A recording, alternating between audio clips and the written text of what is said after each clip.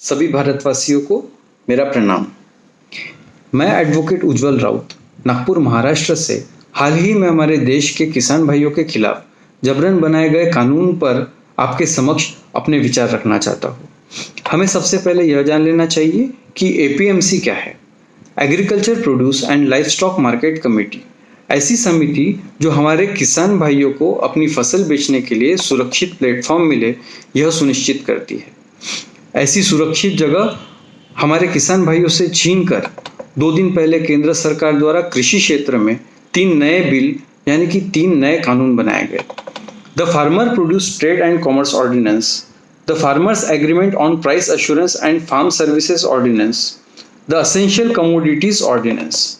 केंद्र सरकार का कहना है कि farmer produce trade and commerce ordinance, इस कानून से हमारा किसान राज्य के बाहर जाकर भी अपनी फसल बेच सकता है। पर सच्चाई यह है कि हमारे देश के 70% किसानों के पास 2 एकड़ या शायद उससे भी कम जमीन है और उनका वार्षिक उत्पन्न इतना ही हो पाता है कि वो केवल अपने परिवार का पेट भर सके। इन किसानों की फसल इतनी कम होती है कि वे अपनी फसल मंडी तक भी बड़ी मुश्किल से पहुंचा पाते हैं।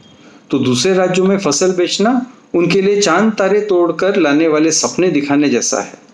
और ऐसे झूठे सपने हमारी सरकार पिछले 6 साल से कई बार बेच चुकी है।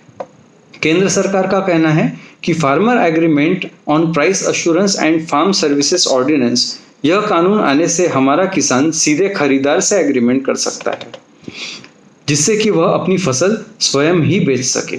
पर आपको एक बात बता दूं कि यह खरीदार कोई आम इंसान नहीं, बल्कि एक सीधे साधे किसान के साथ कोई कॉरपोरेट फर्म व्यापार करने के लिए आने वाला है। मैं बताना चाहता हूं कि केंद्र सरकार आत्मनिर्भर भारत बनाने में शायद यह भूल गई है कि अन्नदाता का काम अन्न का उत्पादन करना है, व्यापार करना नहीं। यह केंद्र सरकार की जिम्मेदारी है कि वे अन्नदाता यानी हमारे किसान भाई की फसल का एमएसपी, मिनिमम सेलिंग प्राइस, उसे सुनिश्चित करा कर दे। पर बड़े दुख के साथ कहना पड़ता है कि हमारी केंद्र सरकार के बनाए इस नए कानून में ऐसा कोई भी प्रावधान नहीं है।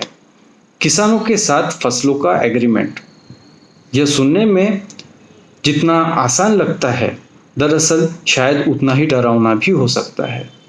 अंग्रेजकालीन शासन में कभी जमींदारों ने भी कुछ ऐसे ही एग्रीमेंट्स किए होंगे इस देश के भोले भाले किसानों के साथ, जिसका नतीजा यह हुआ कि उनकी जमीनें हड़प ली गई और जिनकी जमीनें नहीं हड़प पाए उन पर इतना कर्जा चढ़ा दिया गया कि उन्हें आजीवन जमींदारों की गुलामी करने के लिए मजबूर कर दिया गया।